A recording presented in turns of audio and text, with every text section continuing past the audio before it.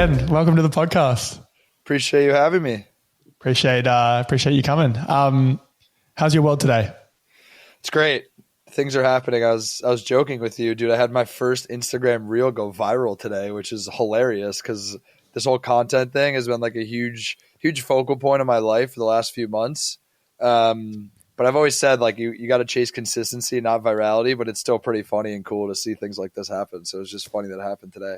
Well, once you've done it once, you know you can do it again. That's where it kind of opens a door. You're like, okay, my account isn't shadow banned. Yeah, people can see this. It wasn't Instagram that was the issue. I love it. I mean, do you know Joe Fowler, my friend Joe? I think I know the name, but I don't think I've met him. So he does a lot of content as well, and he produces a podcast for me. And recently he did this just like funny little reel, and it's got 40 million views on it. And we just are laughing about it every time. Okay, so maybe my clip didn't go viral. Let me like retract that word. More people saw it than what normally sees my clips. But it all begins from, it all starts from that number, the 70,000, 100,000 becomes 200,000 next time. And then next thing you know, they all become 100,000. Then next thing you know, one hits a mil, and then it's part of the same journey. So yeah, it's all beginning. You're on the right track. I love it. I haven't kind of had anything go crazy viral in my world yet on the podcast front. So we're in that slow build phase. Consistency wins, man. Yeah. Yeah. It's a challenging one to be consistent with the work when this game is very, very time consuming.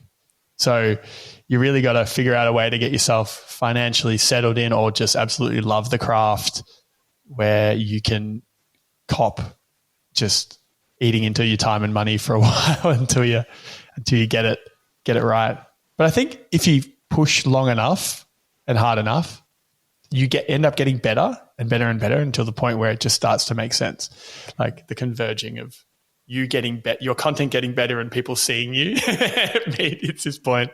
No, it's an interesting point. I think it plays actually a lot into like where I'm at on my journey right now. So, I've just a quick background on myself. Like I was a Division I hockey player in college, had the opportunity to play professionally, ended up not doing it. Then I thought I was going to go to the corporate world. I had an M&A job in consulting lined up, told them 12 hours before my first day that I wasn't coming.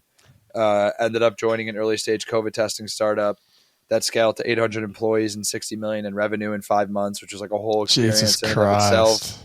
And then from there, I worked at a company called GoPuff, if you're familiar, for a year.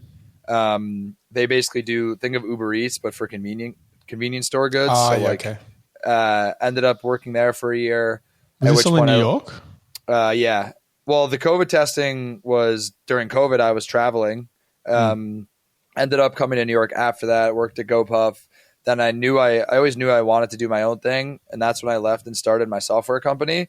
But in parallel with starting the software company, I've always had this curiosity about the world of content, right? Like for the longest time, I've helped a bunch of creator friends launch businesses, invest in businesses, help them think about how to monetize their audience. And so it was so like, I don't know, it was just this itch that I've always had, but I knew that if I ever wanted to step foot into that world, I was going to be very intentional about doing it because I didn't want to do it and drop off. Right. So then I started to think about it and marinate on it. And I realized that a lot of my creator friends went from building a following to then understanding the business acumen needed to like monetize the audience. I came at it from the complete opposite, right? Like I've been a business builder my entire life. And I'm like, all right, I'm going to take that business acumen that I understand and now figure out how to become a creator and know the pillars that are needed to then be ready for when I'm consistent enough and have an audience, right? So like my fun fact is for the first video we put out on our YouTube channel, I got Nike to sponsor it and I'd never released a piece of content before. It's like, that's just like an anecdote to think about how you can leverage your business acumen to help capitalize in the world of content. But going a layer deeper in the world of content, I always said that if I'm going to release content, there's two things. The first one is I want to optimize for consistency. And so I want to have an infrastructure in place before I ever put out my first piece of content. And the second one is that I want to produce content about something that I can genuinely see myself doing for the next decade and beyond. Right. So the anecdote there, I have a YouTube channel called Birthday Series. I have a podcast called Turning Pro, and I have a software company. And people are like, I don't understand. Like, if you're doing everything, you're doing nothing. Like, how do you manage all this? I spent a year and a half building an infrastructure for my podcast and my YouTube channel before I ever put out a single piece of content. Right. And so what I mean by that is, like, number one, I took the time to talk to industry experts across both verticals, understanding all the things that are required to be able to do those things, not only do them, but do them well. I understand the different pieces to the puzzle that you need from an execution perspective to be able to fill in those holes with individuals who can help me do so. And the third one is that I actually took that plan and that roadmap from talking to people and executed against it. Right. So, like, the living room of my apartment is a podcast studio. I have an in-house editing team. We have producers. We have people who help on social. We have copywriters. And so now the podcast is at a point where the second that I sit down with a guest and record and we hit end, that file goes from end to posted in short form and long form across every single channel, and I don't touch it anymore. Yeah. Now, it took me a long time to get to that point, but now that I have this team in place and I have a path to where I'm trying to go, I genuinely can see myself on this path for the next decade or beyond, while still having the bandwidth to build my software company, because I have people supporting me in every aspect of my life. Well, I think the content ties into the business side. It's kind of a top of funnel for everything else that you do. It is, especially because of what my business is. So my company is called Platter, and it's a storefront accelerator for Shopify brands. So our target persona is consumer brands, right? So in the world of consumer, everything I'm doing in the creator world is also consumer. So like, when you build a personal brand and you build media properties, everything overlaps and it just propels and compounds one on top of the other, right? So the first episode we launched on the YouTube channel, which is called Birthday Series. So just for the audience, what Birthday Series is, the concept of it, every episode is with a different creator. They blow out a candle and make a wish. That wish is something actionable on their bucket list. And then we serve as the forcing function to bring it to life. So the first episode on the YouTube channel, we had a running creator who wanted to do a relay run. What evolved into a 131-mile relay run from Montauk to Times Square in New York.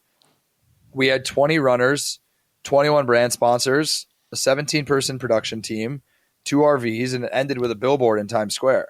But the takeaway from that is not only, like, I mean, I'm a nut job for doing that to begin with, not knowing anything about YouTube or content, but the most important piece from that is 3 brands that sponsored that episode are now clients of my software company.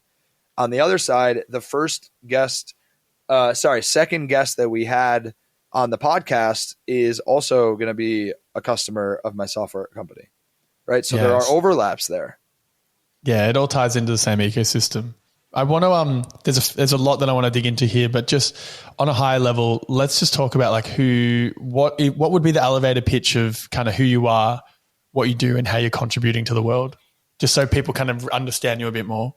Yeah. So I would say that, like, by trade, I'm a software founder and a content creator. But I identify myself as a super connector. I thrive through creating epic experiences for myself and for those around me. Mm-hmm. Right. So, like, cool. I always say that, like, do what makes you fulfilled. I think, like, I think there's a delineation between do what makes you happy and do what makes you fulfilled. Like, I'm someone who always wants to chase fulfillment, and you do that where it's not at the expense of those around you who you care about. Right. So, like, for me, if I can curate the people that are important to me and I can do fun things with them and everybody wins, like, I'm happy. And so, like, when I think about my YouTube channel, it's about doing epic things with epic people. When I think about my podcast, it ties into my curiosity, where I'm just interviewing interesting people for my own learning and for other people around me to listen and learn. And for my software company, it's about impact, right? Like, we're trying to help other businesses succeed in whatever it is they do. And so for me, like, as long as I'm having fun, as long as I'm fulfilled, and as long as those around me are happy and feel the same, like, I'm living my best life. Yeah. There's a lot of, how old are you? 27. Okay. Yeah. Still very, very early. Where do you think this kind of, this drive to hustle and create has come from? Like, what's the context of your earlier years that kind of will allow us to understand that? Yeah. So to be honest with you, I think a lot of it stems from 2 things. The first one is that my dad immigrated over to the States with nothing, and Where built from? this from Israel. and built this amazing life for my sisters and I and my mom and our family. And so I think his work ethic was definitely inspiring to me. But then I think the second piece to that is it actually stems a lot from the competitive nature that I got from being an athlete, right? So like I was a Division I hockey player. I played hockey for, 23 years of my life. And the moment that I decided to step away from playing hockey, I had this like competitive nature inside of me that I just needed to channel into something else. And so it was about finding whatever that next thing was. But for whatever reason, like I'm just obsessed with pushing the limits and like challenging myself mentally and physically, because I just find so much fulfillment in seeing things come to life. Like I'm someone who always says that like if I think about where I sit in terms of like my superpowers, because one of the best pieces of advice I ever got was make your A's A+s and find someone else to do your C's for you. Like where I think we watch the same content. Yeah, we watch the same things, read the same books. Probably. I'm a vision person. So like I'm the person that can tell you like, I know this sounds crazy, but like this is the thing we're going to do and this is how we're going to do it. And we now need to go find the people who are going to help execute it. Right. So like I'm not at my best when I'm a devil in the details. I'm very detail oriented, but from afar. And so I'm so obsessed with watching things come to life. And I'm a nerd. Like, I don't know. People are like, you work so much. I'm like, this is fun for me though. Like, I don't see this as work. I think, the concept of work-life balance is like, if you love what you do, work and life are one and the same. Like, I don't treat my weeks as like Monday through Friday and then the weekends. It's like you have 7 days in a week to make of it whatever you want. Yeah, I'm a similar thing. I've kind of integrated everything into one element. Like my days are complete messes, but I just do a bunch of stuff and it's been enjoyable. The sports side of things is interesting because you said that you've gotten a competitive nature from the sport. I feel like that's a consistent thing that I've seen. Very competitive sports people then move into business very competitively as well. Or gamers, very competitive gamers in their youth. Like it's as though something clicks and they just know how to operate the world differently. So I've seen that very, very consistently across the board. You mentioned briefly on the content pillars and the pillars of the content side of the business. What are those pillars? In terms of like the types of content I'm putting out or the actual like the infrastructure pillar, like you talked about the pillars of the actual framework. Got it. Very briefly. So the first, if I were to break it down in terms of the steps in the process of it, like step one is the ideation piece, right? So it's like what it is that you want to do, like who do you want to do it with? How do you want to do it? The second piece to that is like, do you have the people in place that can actually help you execute that? Right. Because this goes back to what you were saying before, that like when you love a craft, you have two options, right? Like you either do everything yourself or you figure out scrappy ways to try and delegate some things to like buy back your time to be able to move forward while having that output. And so the second piece is identifying like what needs to be done and like who can help support you on that. The third piece of it is making sure that you have the infrastructure that entails the equipment, the relationships, the financial backing to actually do the thing.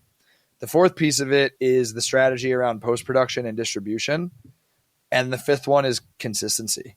Like I always say that the people who win, especially in content, and this is coming from someone who's only done it for a couple months, but like I've been around the game long enough with other people who I've seen win on large scale. They just stay in it longer than everyone else. Yeah, I think that's a common thread with most things. It is. Just stay in it. If you like it enough, you stay in it for long enough. Yeah. Totally. I think like my favorite example of that is like, I don't know if you're into the YouTube world, but like Mr. Beast. Yeah. People are like, I don't understand. Like, how does this guy get 100 million plus views in every video? I'm like, the dude's done nothing but YouTube for a decade. Like he deserves everything he has and more. Like I don't know. Do you know who Zach Pogrub is?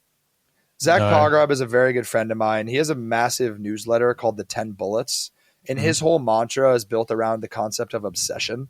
And like that to him is like the key similarity among successful people is like, they're obsessed, like think of like a Michael Jordan of the world, right? Like it's obsession. It's like nothing can get in the way of you doing the thing that you love. And if you do it long enough and you devote yourself to it long enough, you will become good at it. Are you just willing to stick things out longer than others and endure, eating shit longer than other people are? Where do you think you can find your obsession? Like how do you find what makes you obsessed? I think that's a great question. And I think I would say that if I had to guess, the majority of people who, if you just took a poll, like, do you know what your obsession is? The majority of people who would say yes to you are naturally curious people. So to me, I think obsession and curiosity go hand in hand with each other, because I think you need to have innate curiosity about the world in order to land on the thing that you're obsessed with, because you won't just stumble upon it unless you're trying things, reading things, learning things, breaking the status quo, and continuing to push yourself. And so I don't know. I think for me, candidly, it'd be hard for me to tell you, like, how do you find your obsession if you're not curious? Because to me, like, the common thread of all my successful entrepreneurial friends, who I would define as obsessed with something, they're so curious. Yeah, I think you're right on that one. The key element to all of it is to keep looking for things until something sparks that curiosity further, and then you go down the rabbit hole. But you need to get to the rabbit hole, you need to pretty much be exploring pretty widely. Yeah, and you need to like, I mean, the way that I guess, thinking about this in real time, one of the other anecdotes or pieces of advice I would give if you're like someone trying to find your obsession is work backwards. Figure out what you don't like. It's a lot easier to figure out what you don't like than what you do. Because when you talk to someone who's like, I don't know what I want to do, I'm like, okay, well, what don't you want to do? Like, let's start there. You want to do? Yeah, and we'll figure out from that, like, process of elimination, we'll find what you do want. Yeah, that's great. I've been listening to, do you know the Founders podcast by any chance? Yeah, of course. So good. I've been listening to a bunch of them. I've been binging it quite lately. And I'm listening to Warren Buffett and Ed Thorpe and Charlie Munger, and they talk about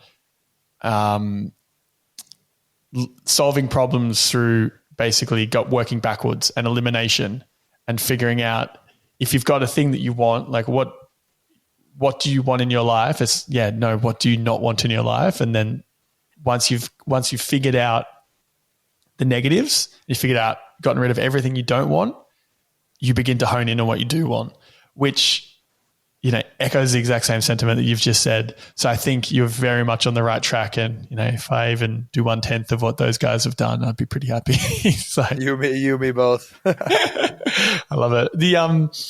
You mentioned about funding and tapping into industry experts.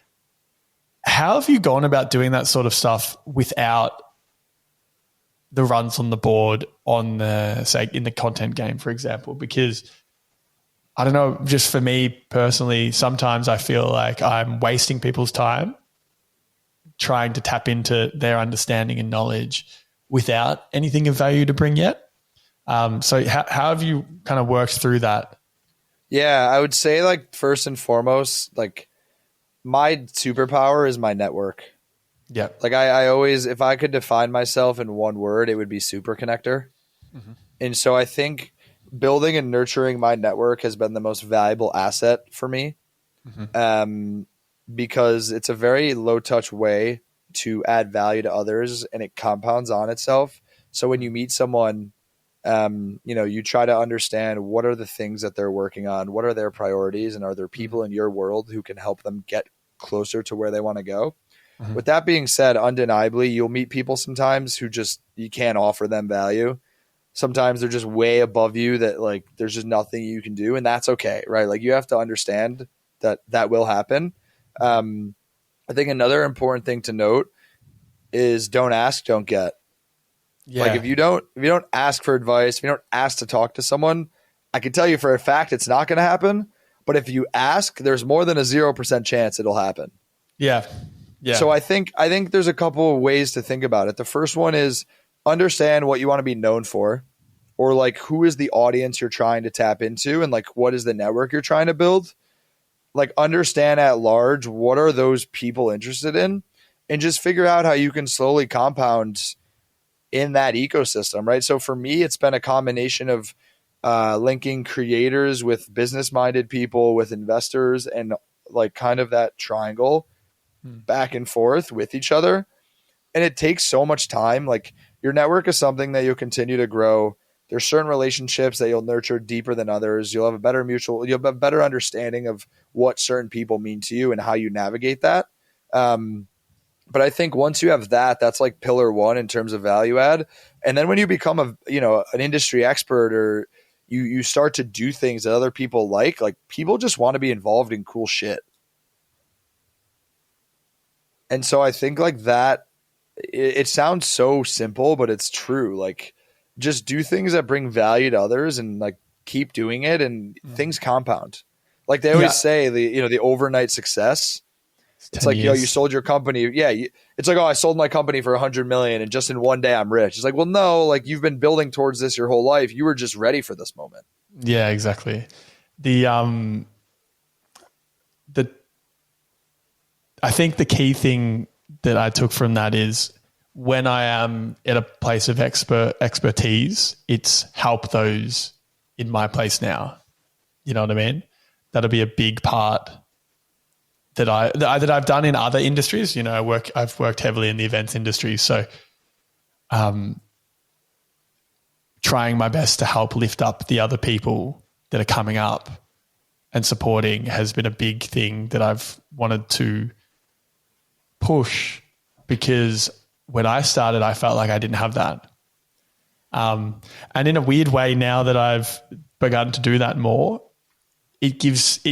I feel more confident in just picking up the phone and calling, the touring people, say at Live Nation or something, or like the bigger dogs again, because I know it's in a weird way I've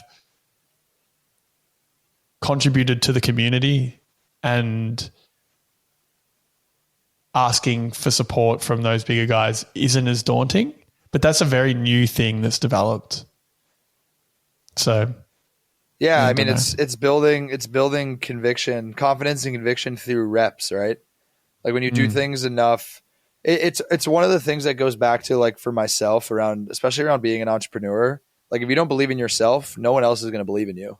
Yeah. So like what point is that delusion though? I think every successful entrepreneur has two things in common. And this is like generational entrepreneurs. I think they have two things in common. I think the first one is insecurity. So I mean that. Yeah, I know. It's so true. The reason that they always strive for more is because they're never good enough for themselves. And I think the second one is delusional. Do you feel like that? I would say that the way that I feel about it is that like I always think I could be doing more. So I'm like insecure about where I'm at because I know there's another level, and then I know like call it spade a spade. Once I get to that next level, I'll be like, all right, well, I know there's another level. It's actually like an illness. I really think it's a real thing. No, really. I think every entrepreneur. How many entrepreneurs do you know that like built the company in their early 20s, had a successful exit, and then retired for the next 50 years of their life? Never. It's a game. It's a game. It's not a money thing. It's a game. And so I think that's number one. I think the second thing they have in common is delusional optimism.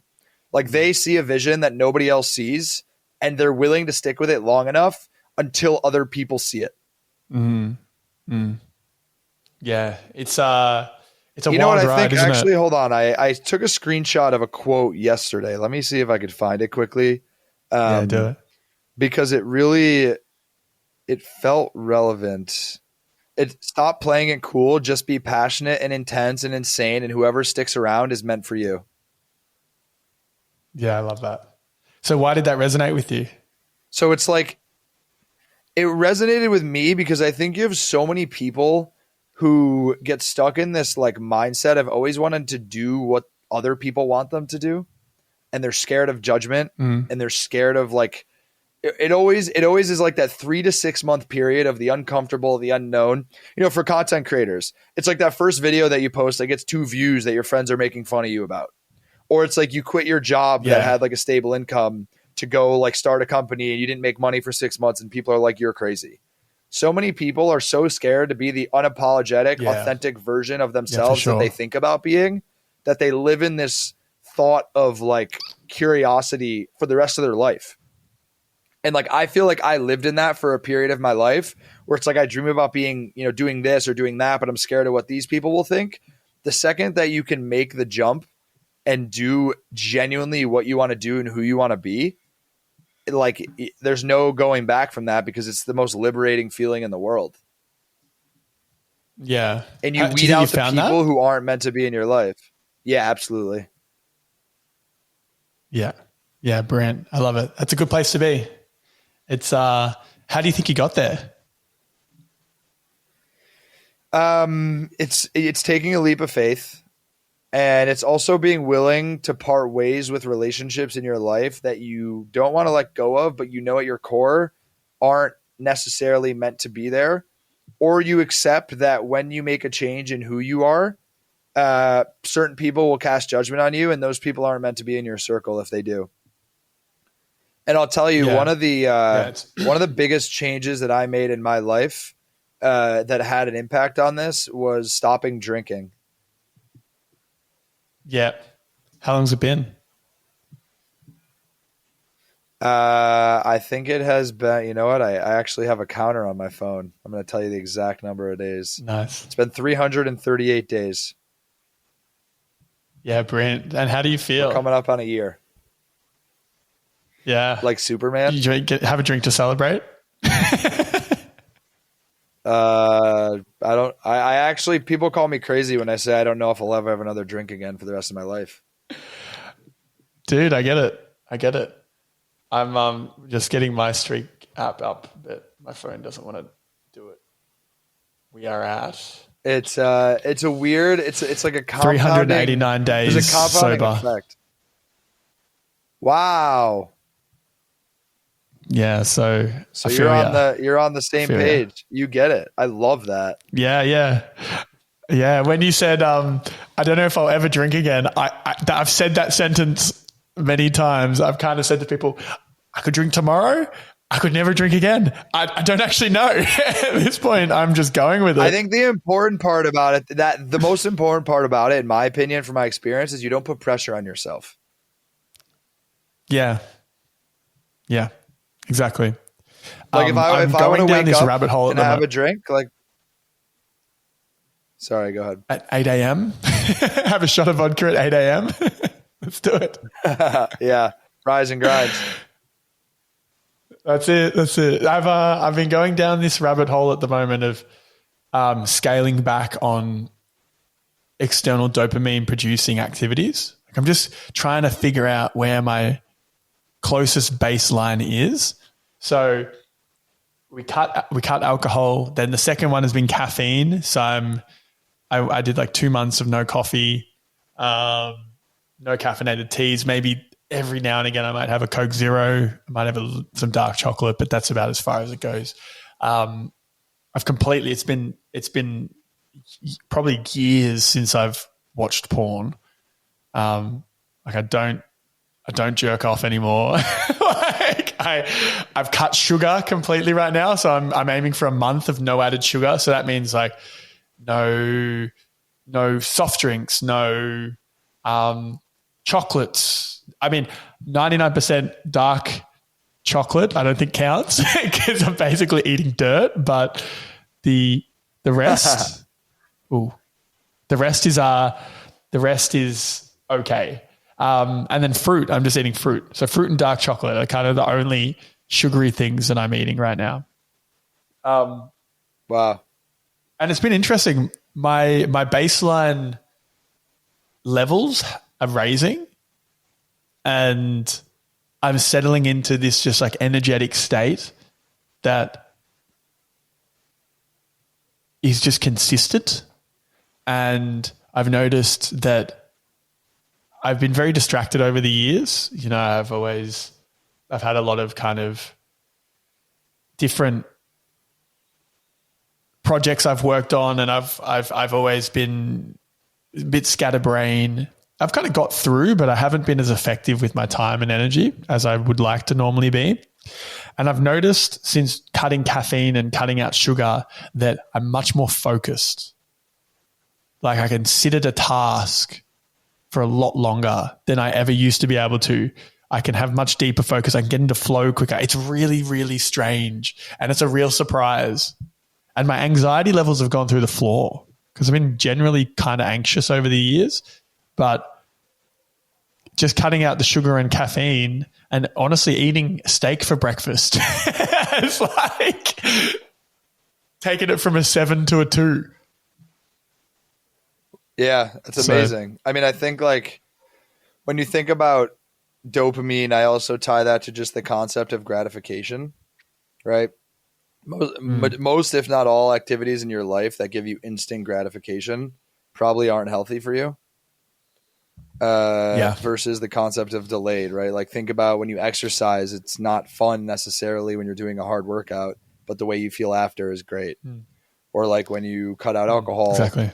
It might not be fun to go out when you first do it, but like the compounding effects in the long term make it addicting and worth it.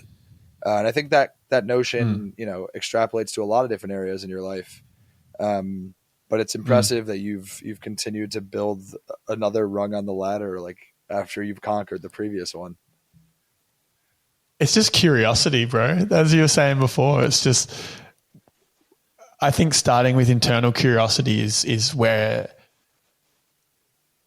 it all should begin, because the only reality that we have, this is getting a bit esoteric, but the only reality that we truly know is fact is what we feel internally. Like the rest, we're just extrapolating our idea of what we think on the world. Like the closest thing to reality is what you feel inside.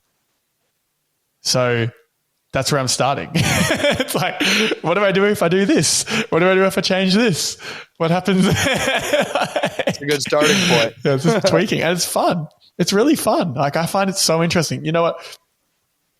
That's probably what I'm obsessed with. I'm obsessed with understanding the world around me, and I'm obsessed with the mind, and I'm obsessed with health. Like I listened to a podcast, Rick Rubin? Yeah. Who does he have a famous quote?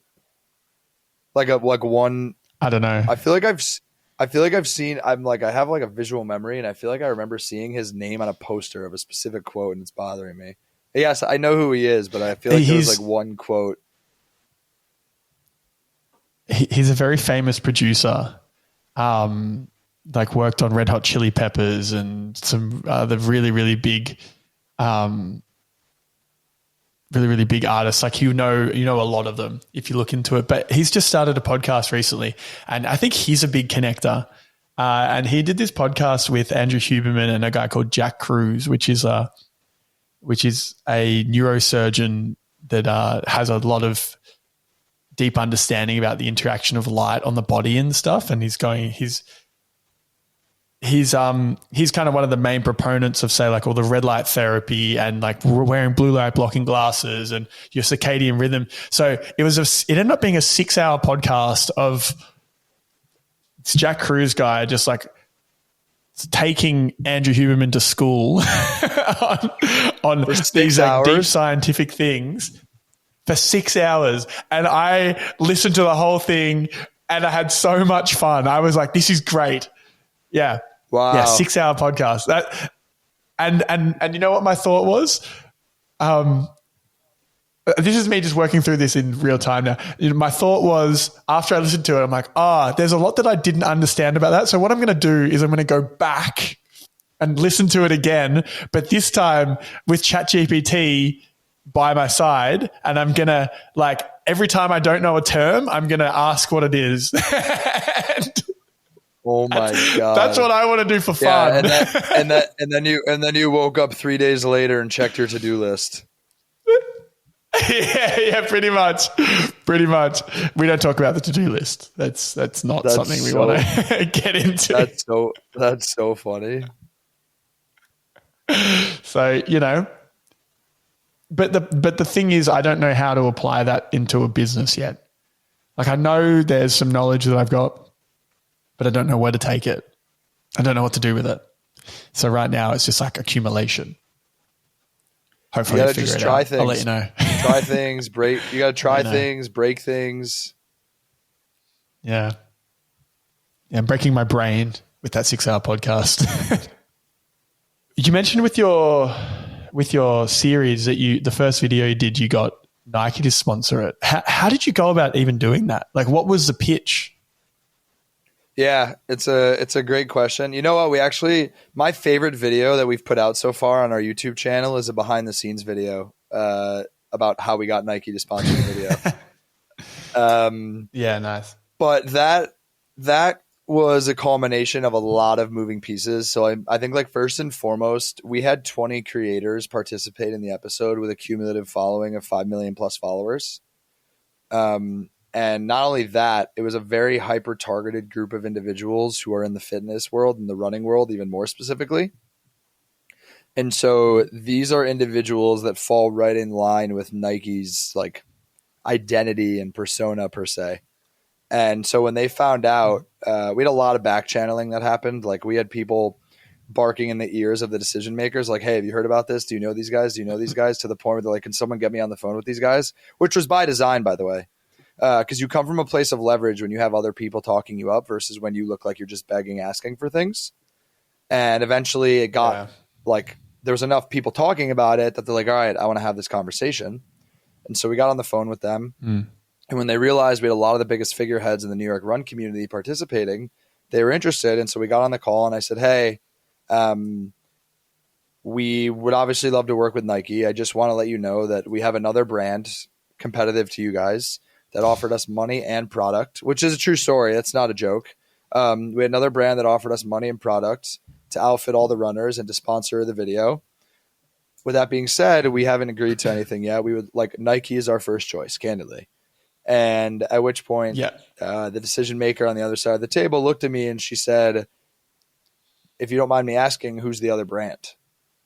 And that was a moment in time where I had a big decision to make, right? Like, I had one of two options. I could either tell her who the brand was, or I could decide to not tell her who the brand was. You know, like, you're kind of playing hardball, but it's like, it's not you're not entitled to that information. And, you know, now that it's after the fact between me and you, the other brand that was offering us money and apparel was nowhere near on the same level as Nike. So I knew in my mind that if I told them who it was, they'd have been like, oh, okay, like, go ahead, do that. Don't care. Because initially they had only offered us apparel. And I told them, hey, this is bootstrapped. We would love to work with you, but the only way we can work with you is if you match the donation or the sponsorship dollars that the other brand is offering us. And she said, okay, understood. Give me till the end of the day to talk to my team internally, and we'll come back to you with a final answer. And I said, great. She emailed me 12 minutes later and said, we're in. So, I mean, how did she respond when you said, I'm not going to share that information? Like, what did you even say?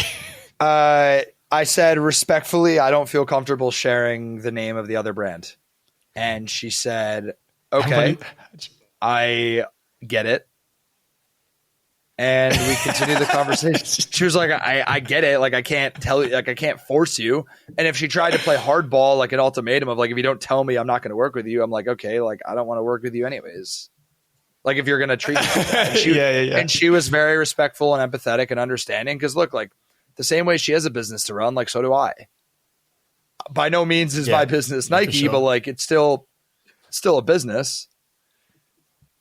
Hey mate, Nike wasn't Nike until it became Nike. So don't worry about it. You know? Yeah. Well, let's switch up into what else you're working on. What made you want to start Platter?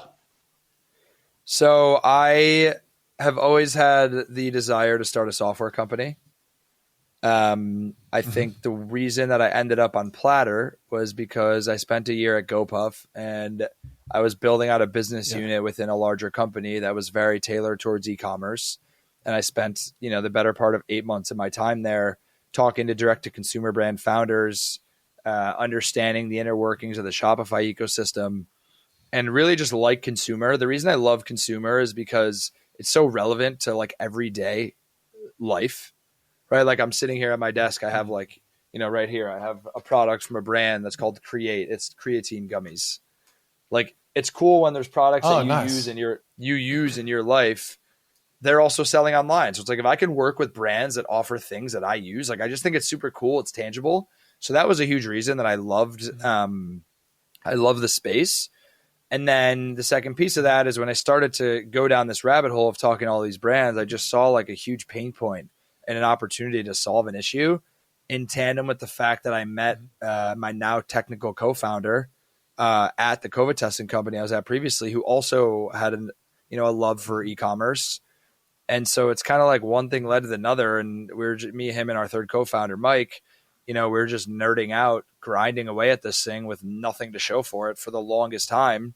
When you're building a company, it's like, you need to have the vision before anyone else, and you need to stick with it despite people doubting you. And here we are, 2 years later, and we have, we're at a team of 13 now. We have 70 plus customers. Mm-hmm. We raised a pre-seed in January of this year, and we're kind of just off to the races. Yeah, brilliant. So what's the goal with this business? I want to sell this company. Okay. My goal is to continue to build it over the next 3 to 5 years and sell this for a meaningful amount of money, because I think that'll be quantified by the amount of impact I think we can make in the ecosystem. Mm-hmm. And what do you have concerns about building a business on the rails of something like Shopify when they can change their whatever they do on a dime? It's a very good question. It's something that we spent more time than I'm willing to admit researching before we made the decision to build the business that we are building. I would say it's a nuanced question. Like, we could easily go down a rabbit hole for an hour just talking about this topic alone, but like high level, high level, the response to it is basically that, number one, when you think about e-commerce and direct to consumer, Shopify is like the go-to place for that. Like, they just have majority of the market share, and I don't think that'll change anytime soon. I think the second piece of that is it's just impossible for them to do everything. Like, they just can't do it all, which is why they have their partner ecosystem to empower other people to support. And so I think the third piece of it is like, you just have to have you need to have the right people on the inside and outside. You need to be very knowledgeable of how the space operates and have the foresight to know like where to invest resources and where not to. And so we're very intentional about how we spend our time, knowing that like they can change things to cannibalize businesses overnight. And they've done that a lot. But at the same token, they've bought businesses and invested in businesses that are in the space. And so you make a good point. It's something that we think about as like, how can you be additive to their ecosystem, not a point of friction and risk where they're like, we want to take these guys out. And you kind of don't want to become too big, because if you become too big, they go, oh, this is juicy. Let's divert some resources to this one. Maybe you want to be just big enough where they're like, well, it makes more sense to just buy them versus build them. Yeah. So it's a fine line though. Like, maintain, it's like, right? I'd be lying to you if I told you there wasn't some level of risk, but like, we knew that when we started it. But it's very hard. Well, on that note, like, what was the inspiration? Yeah. So what was the inspiration behind the Storefront Accelerator? The inspiration for that was understanding. So for those of you listening who maybe don't know the Shopify ecosystem that well, the way that it operates similarly to like an iPhone, in the sense that like every time you want to enable a new functionality on the iPhone, you go to the App Store. It's like, oh, I want a map, I got a map app. I want a mail app, I want mail, I get a mail app. Shopify has the same thing, but for storefronts. So it's like every time you want to offer discounts to a customer, you go to the Shopify App Store and you get a discounting app. Every time you want to offer upsells, you go to the App Store, you get upsell apps. You either do that or you pay an agency a lot of money to custom build the functionality that you're looking for. The problem with that or a coder, is for sure. a lot of the apps in the ecosystem are features, not products. And so what that does what do you mean? Sorry. So like it's just like a plugin. It's not like a standalone feature. So what I mean by that is I'm trying to think of another example for you. Think of this is like a silly example, but think of like a pencil, right? Like the pencil is the product and the eraser is just a feature on the product. Like it's just like an add-on. It's not like the base of it. So basically when you think about you could sell the eraser by itself. A better example for you would be, think about a car, right? So the mirror on the car, the steering wheel on the car, the seat within the car, like those are features, those are add-ons to the business. And the caveat to that is, yes, you can sell them by yourself, but when you're a product and what we define as the base layer infrastructure, your product is a lot stickier. And what I mean by that is it's a lot easier. It's a lot easier to change the color of the leather on your steering wheel than it is to go change the car. Yeah. And so for us, we wanted to take a bunch of these bells and whistles and combine them into one product. So like when you tell someone, oh, I have an app that just does bundling or just does upsells, like that's cool. That's great. But like that's something that Shopify can cannibalize overnight. Because we're the theme of the store, we're literally the base layer infrastructure that sits on top of Shopify that powers the entire store. So it's really hard to replace us. Yeah. You could replace subsets and features within our product, but because of the depth and the width of our product, it's very sticky. And I always said that if I'm going to build a SaaS product, I want something that's going to have low churn, because I don't want to play a game where you're just chasing like volume of top of funnel prospects, knowing that 90% of them are going to like churn and you're just in a rat race with yourself. So what gap did you see in the market when you were coming up with this concept? It's the fragmentation.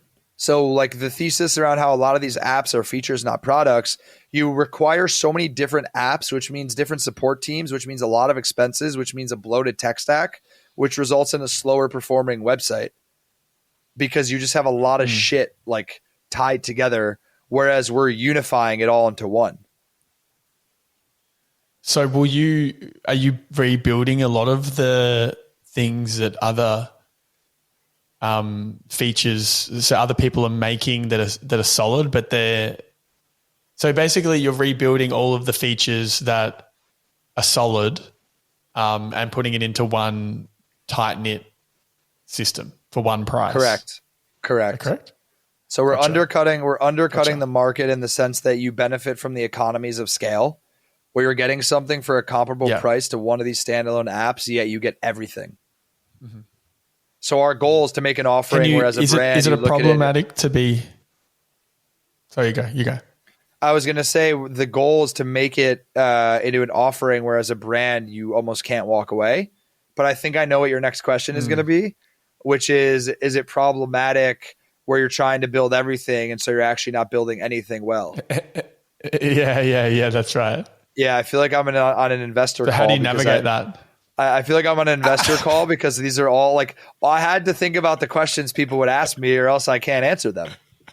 Right? So the response to that question is that one of the biggest insights we had in our discovery process was a large drop off in terms of the utility on a lot of these apps after the core functionality. And so what I mean by that is, let's say that you downloaded an app that was maybe, $30 a month. And it was just like an app that offered like recommended products for like, oh, you should buy this or you should buy that. And then the software brand product comes to you and they say, we just integrated AI into this. And now we're going to charge you $500 a month instead of $30 a month because it's AI. The brand owner, they care way less about all the extra bells and whistles compared to how much they care about the core functionality.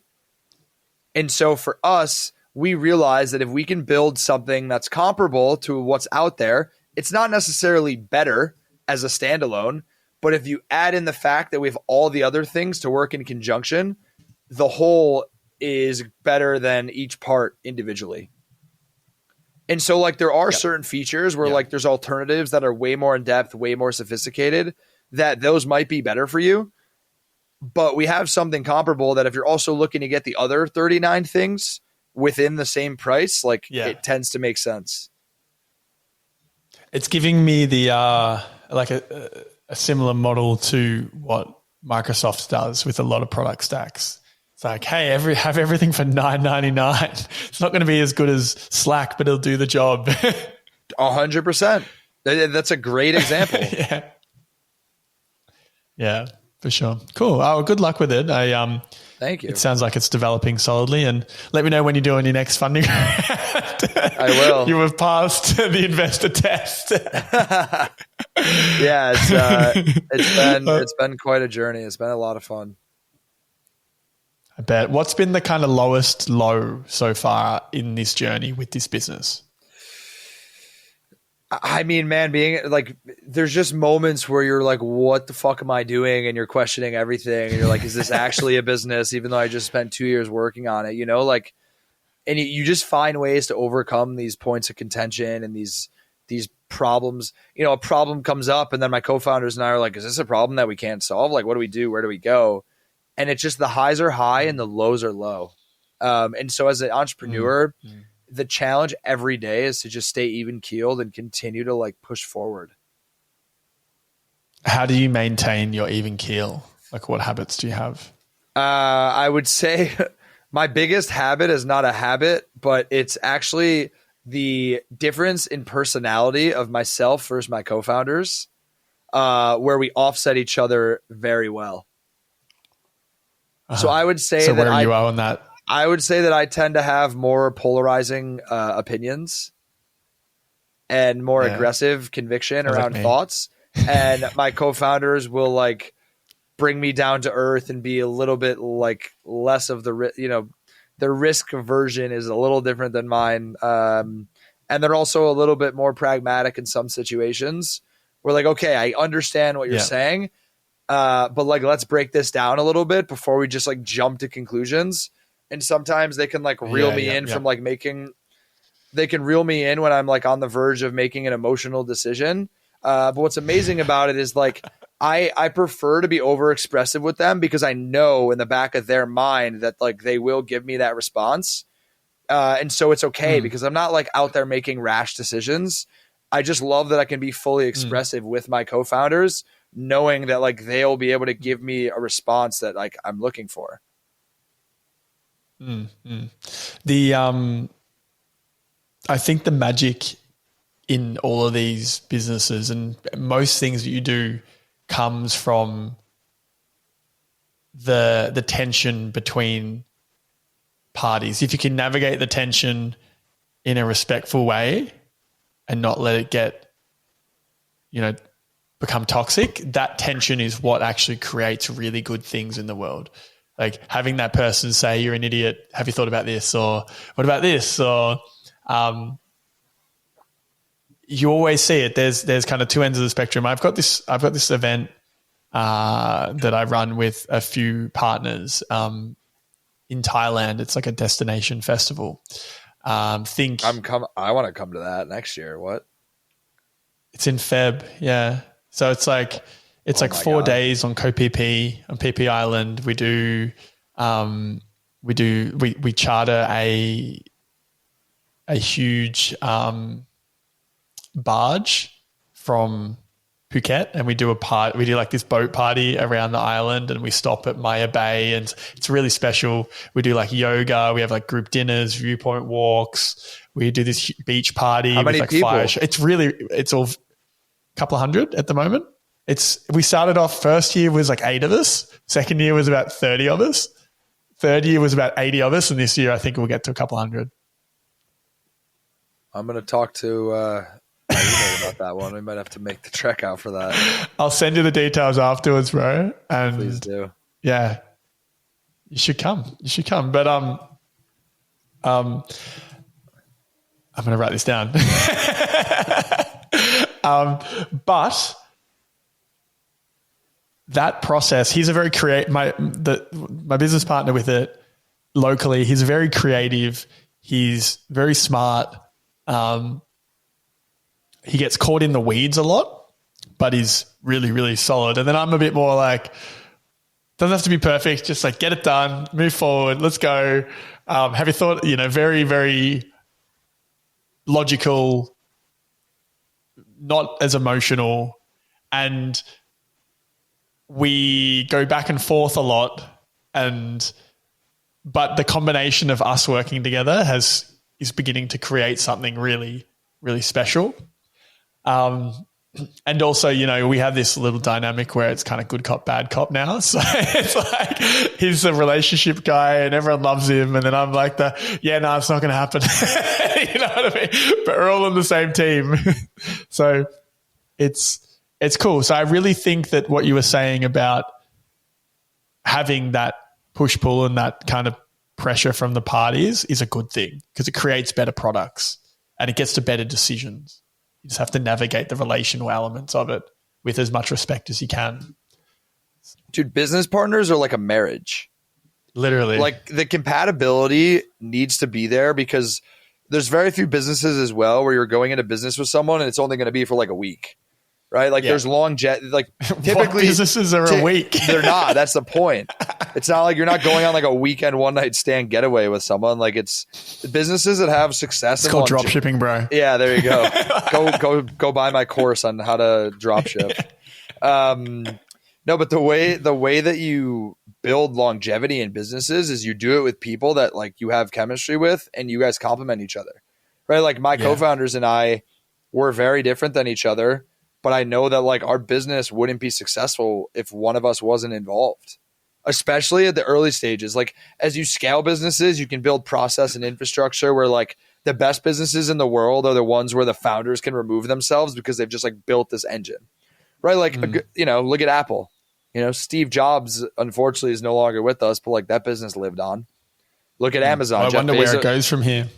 But like, look at Amazon. Jeff Bezos isn't involved. That business is still like existing. So thriving, I just think, if anything. Yeah, exactly. But like when you at the earliest stages, it's different because you don't have that much infrastructure, right? Like we're a team of 13.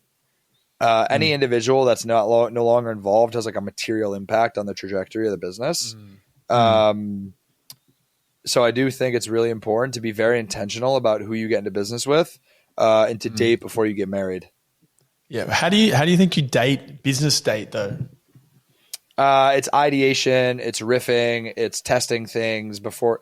The biggest mistake that I made as like a young entrepreneur when you're like 15 years old, it's like the first thing you want to do is incorporate the business and sign legal docs about equity allocation and NDAs. You were doing that at 15? What the fuck? Yeah, I mean, like I started my first company. Started my first company at 15 years old. It was a coat check business at my prep school. So there's a funny. There's a huge problem there with like coats getting stolen at like events at school. So I made a business called the Campus Coat Check. Make money? Oh yeah. we made like a couple $100 per event. It was dope. I love that. And you've got NDAs and you've got you're like a young, naive entrepreneur who's just ambitious and you don't know, like you just learn. And then wait till you hear this story. So I was, it was my senior year of high school. We had this thing called senior project at my school. And what that was you could submit a proposal to the committee of this, or like, the senior project program. And the idea was that you could spend the last 2 weeks of school pursuing a passion that you didn't get to pursue while you were in school. And you would just have to like build a report around it. So it could be anything from like wanting to build something to like going deep on a topic and learn something. We said that like my roommate and I in high school, because it was a boarding school, we basically proposed that we wanted to build a business plan for a business we wanted to start. Right. And so the first business idea that I ever had was an app called Spark. First one that I think had potential in hindsight. Like the coat check thing was just like me being like a scrappy young kid. Bit of hustle, yeah. Yeah, but the first idea in hindsight, I still think when we timed this, it actually could have done well if someone who knew how to build a business was working on it, who wasn't like a naive kid in high school. But the business was called Spark It. And the idea of it was to increase the offline interaction of people from dating apps. So like the insight that we had from dating apps was that a lot of people had an obsession with going on and swiping. And there was this aura around like matching with people, but the actual percentages of people who matched that ended up meeting offline were like almost zero. So my whole thing was like, if you could build an event-based dating app, mind you, this was in 2012. So like, Tinder was a thing, but they weren't as like advanced as they are now. But the idea was that if you can basically take the concept of an event, and then once you declare your attendance to the event, the people that pop up on your swipe mechanism were other people going to that event. Not only did you have the artist of the event as a mutual interest off the bat with you and the other people, but the second piece of it was you had 100% chance to meet them offline if you wanted to, because they were going to be at the event. And the third piece to it was that it wasn't as dangerous because you could be in a group setting. And And so we had this idea that we'd actually been working on for a lot of our senior year in high school. And so what we did for senior project was we made a proposal that not only about how we wanted to build a business plan, but that it was a mandate that we had to spend a week in Florida at our advisor's house because he was helping us incorporate the business and set up the legal entity and blah, blah, blah. Part of the proposal process to get approved to do senior project was outlining the deliverables that you were going to deliver in the process. And so what we did was our proposal outlined a bunch of things we already completed. Yeah. So we had a 1 week vacation in Florida, like while everyone was studying for final exams. We got exempt to do senior projects, but the last piece of it was a final presentation to an auditorium full of the senior class. But it was like, that was the entrepreneurial mindset of like, I basically gamed the system where like I spent my last 2 weeks on vacation at school, and then also presented this concept to a full auditorium of students. I love it. I have a similar story. I mean, not quite similar, but when I graduated, in my final year of engineering, because I did civil engineering at college, you had to do placement, and the placement was a industry-based placement, and you had to go and find work at an engineering firm and do 3 months, either paid or unpaid. And then that was a requirement to get your degree. And then after that, you had to do a thesis. So final year was a thesis. I did my placement at the local government in the construction industry, and they had some issues with their tech stack. And I basically pitched to the university to do an industry-based thesis, which meant that I would work with people. Don't really do this, so I would work with the business to put together their engineering tech stack, and then I'd do a thesis on it, and then I'd submit the thesis. So I had to find a thesis marker that was in the project management side of things. He never gets thesis. No one does theses with him. And then I ended up getting him to agree to it. And then I ended up getting the council to agree to it. And then I ended up working at the council 1 day a week, paid, working on my thesis. Wow. And most of the work I'd already done in the 3 months leading up to it. I was kind of just like slowing the whole thing down, spreading it out for ages because I'd already done most of the work. And then at the end of it, I got a distinction. It was like, it wasn't the craziest mark, but it was good enough for what I'd done. Yeah. Well, everyone else is checking the fucking tensile strength of concrete. I always say that two things. The first point of this is like, what did I learn from school? And the second piece is like, what do I think is a key characteristic of successful entrepreneurs is the ability to learn how to learn. Yeah. Right. So like the ability to critically problem solve and be thrown into a situation where maybe you don't have all the facts, but you know where to go or how to get them. That's what it takes. Right. Like every day when you're building a business, you don't know necessarily what your next problem is going to be, but you do know that you have to solve it. Yeah. That was something that I picked up very early in my engineering degree. I remember it was all good and well. Like I understood all the concepts until about second year when I got into this really dire class called engineering mathematics. And it's just basically the most fucked mathematics you could ever think of. I'm good. And the failure rate was massive. It was a really, really tough class that everyone struggled with. You know how there's always one or two classes where it's just notoriously hard? Yeah. That was the one. And I remember just having these ridiculously complex problems. And then I knew all these frameworks of how to, like, I didn't know how to solve the big problem, but I knew how to solve all these other problems that were partial problems within this big problem. And then I started getting to this point where I didn't really understand the problem set that I was given, but with enough breaking it down, I would eventually get to a point where I knew how to solve the subsequent problem. And then in that process, I could solve the bigger problem just by going back up the steps. And I clicked and I said to myself, holy shit, I can apply this to everything I do. Wow, this could help me in every part of my life. Everything. All I need to do is get the problem, break it down into the smallest steps possible, and solve those small steps. And then eventually I solve the big problem. Dude, simplification and I've used that for wins. everything. Simplification wins. Yeah. It's crazy. It's crazy. So I've also had this idea, I don't know, maybe you could do something with it, of just an online change room, like an online 3D change room. So basically you have your body dimension somehow, it like works in a way that it fits out who you are, and then it connects with different clothing stores, and you can kind of like shop. I don't know. This is the idea. Dude, this is such a freaky thing that you're saying.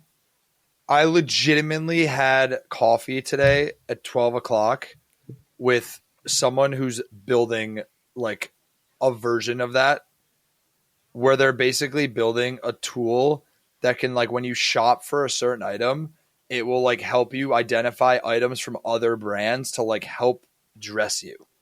Yeah. Yeah. So it's called Collab Market. So how does it work? So it's not exactly the same where it's like the 3D change room, but it's basically a software tool where like an apparel brand can like put this on their website. So like, let's say you sell t-shirts, right? And let's just say you sell like Lululemon t-shirts, and it's popular that people wear Lululemon t-shirts with like Nike pants and Adidas socks, right? So like they have a tool where they aggregate these brands that are complementary to each other, and using like AI and your recommend like your preferences, they'll help you make outfits out of one piece of clothing. So this would be a second part to this, but I think the core thing that I was looking to figure out, and I've had this idea since 2015, but I've not done anything. I briefly looked into finding a coding partner to do it, but I couldn't figure it out locally in Australia, and it's kind of just been ice for a long time. I think the tech is getting to a point where it's probably achievable now with like the AI tools.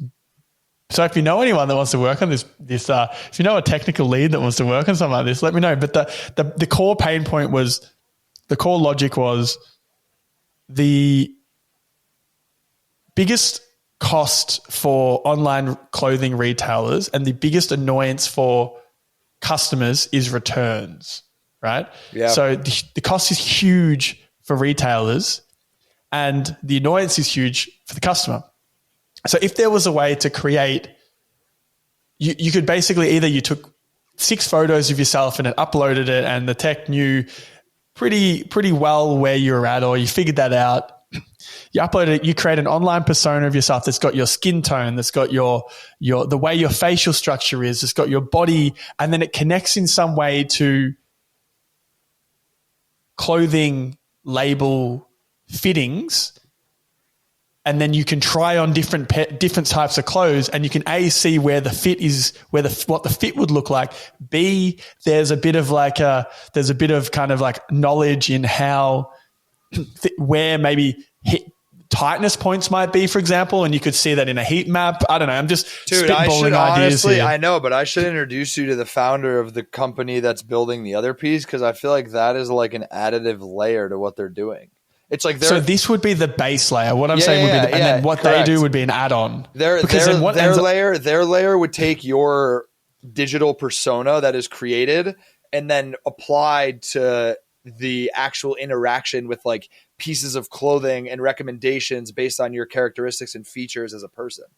Exactly. And then you work, and then you bring in different clothing labels, and then you can check out through this process with multiple brands, and then maybe the business takes a small clip of that. Like it's free for the customer, and then costs for the business, and then they save money on their returns. Or you could even just package this up into, or you just become the picks and shovels for the online clothing stores, and you sell that technology to their checkout process separately, and they own it all. Anyway, that's my idea. Execute it. Figure it out. I don't know what the fuck. I don't even know where to begin. At the beginning. True. So I'm conscious of our time. So I'd love to understand looking ahead, what's your long-term goal with Platter, the podcast, and podcast and the YouTube series, and your personal life? Where do you want to go from here? Yeah, so the vision I have is I want to use my content channels to build a distribution platform, both personally and for these businesses, to further propel each of them individually and collectively. Mm-hmm. Like I truly believe in this concept of a flywheel. And once you have distribution and exposure, it all works together. Mm-hmm. And so for me, like I've always had the idea of using content as a means to propel my core thing, which is my software company. And so if I could, paint a picture or wave a magic wand, it would be using Birthday Series and Turning Pro to build distribution, to accelerate my software company, to eventually sell it, in the next 5 years, let's say. And then from there, I want to basically have this built-in audience on the podcast and the YouTube channel to then have the ability to either go start a new software company or make the jump to become a full-time content creator. Mm-hmm. Cool. It sounds solid. Good luck with it. Thank you. I mean, I feel like you'll make it happen by the sounds of it. You just get shit done, which we love. Consistency wins. Exactly. Let's do a bit of a rapid fire few kind of questions, and then we'll wrap it up for you. If you could only do one tourist activity before you died, so you could only pick one thing that you did that you could do, what would it be? You could have already done this, or you might want to do this. Oh man, one tourist activity. I have an activity that I want to do, but I don't know if it's. I want to. This is like a crazy answer, but I want to do an Ironman. Yeah, it's not even a tourist activity, but it's an activity that I want to do. Yeah, I'm the same. Have you done any marathons? Done one marathon. How'd you go? It was a grind, but we did it. It's fucking grind. Yeah, I did one as well. I haven't run since. That's the common response. I love it. Yeah, nice. Yeah, it was not good. It's horrible, but I did it. I did it. It's funny.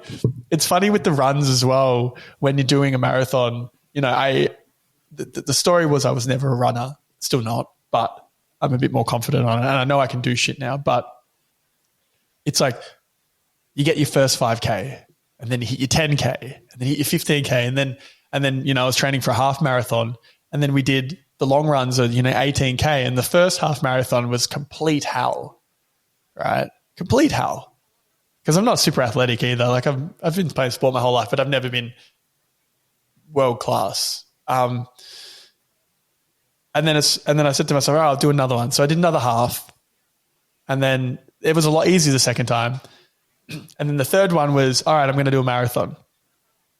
And training for the marathon, it was like 12 weeks, not even, maybe 10 weeks from like couch to marathon. And by the end of the training, the long runs are getting to 30, 35 kilometers, which is, I don't know what that is in miles, but it's long. It's long. And I'm just blowing past the half marathon with ease. You do like so many half marathons in a proper marathon training program. It's funny. Yeah. And it's like, mentally, I'm thinking to myself, this was the peak not that long ago. And now with the more ridiculously audacious goal, this is just training. It's consistency with anything else. Yeah, consistency. I've got a tattoo. Do you know Kaizen? No. The Japanese concept. It's basically this concept of little incremental changes over a long period of time makes big changes. And I came across it. It's a Japanese concept. I really liked it. I thought, I want a new tattoo. I'm going to get that tattooed on me. I love that. So I digress. So if you could only recommend one book for somebody to read in their whole lifetime, what would it be? I got it right here. Hey, here we go. Chop Wood and Carry Water by Joshua Metcalf. Interesting. Why? You got to fall in love with the process. There's no shortcuts to greatness. There's just not. You have to learn to love like every step of the process that you put in to get there. This is a book you can sit down and read in one sitting. One of my old hockey coaches actually got it for me. Because I've always been someone that was so fixated on the destination that I would never take a second to actually enjoy the journey. And so like this book reminds me of that. Brilliant. It's to your point, like the incremental improvements, the 1% better every single day to get to where you want to go. You actually have to enjoy the 1% improvements. Because when you get to the final destination, it's, from what everyone says, it's not as rewarding as the actual work you took to get there. Because then you get there and you're like, oh, now what? Especially if you let the actual work pass you by. Yeah. It's funny you say that. I've been thinking about this a lot with the Thailand festival, for example. We're pretty bootlegging. Like it's very bootlegged. It's me, one other partner, and then two partners in Thailand. And we're the guys, like we're doing everything, right? We're lugging speakers in the sand after a hungover night. We're setting up, we're organizing the people to build the stages. We're doing everything. We're selling all the tickets. We're everything. And my business partner said a couple of times to me that he feels that things are going to be easier, once we've got a bigger team, and it's going to be, it's going to be better once we have more people to help us so we can chill. And I looked at him and one of my other business partners for it, and I said, honestly, us sitting here lugging speakers hungover after the event, we will look back at it at this time period and go, that was the most fun we ever had. 100%. I'm like, it's all part of the fun. It's all part of it. Like, it's true. Yeah. It's good that you don't lose sight of that. It's all part of the fun, bro. And there'll be different fun when maybe we're doing thousands of people and it's a crazy, crazy festival. Totally. But yeah, we will probably highly likely look back at these time periods now, those little moments, those little wins, and go, yeah, that was sick. If you could give the listeners the top 3 things they could do to create a life similar to yours, what would you tell them? Do anything you're going to do, like either go all in or don't do it. The second one would be regret hurts a lot more than failure. So don't just like live in your dreams, actually go do them. And then if you're going to, so it's like those two work together, right? It's like, if you're going to do it for real and don't think about doing it, actually do it. And I think the third one would be like, have fun along the way.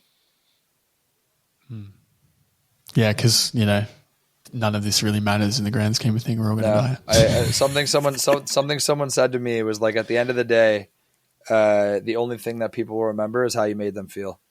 Yeah. Yeah. How have I made you feel today, Ben? Great. This was That's fun. Good. I really enjoyed this. Look, I've always said that like the best podcasts are the ones where you like the conversation that you have is a conversation you would have off camera. You just turn the camera on. Yeah. Well, we would have probably spoken about all this shit if I hadn't turned the camera on. well, camera, but yeah, for sure. But I'm saying like if you're with people in person, you can connect. Like how I would quantify a good conversation is like, I'm sure if we sat down together to get to know each other, we would have a similar conversation because we're both curious people. But it's cool when you record it because now you have a digital journal of it. Exactly. And just to round it off, a nice little simple question. What do you think the meaning of life is? To leave it in a place that's better than to leave it in a place that's better after you left it than before you came. Yeah, nice. Yeah. So just to contribute to the human society, the human race, the progress of the human race in our own little way. Yeah, play your part. Dope. All right, Ben. Thank you so much for being on the podcast. You got it, dude. This is awesome. Appreciate you having me. Appreciate you.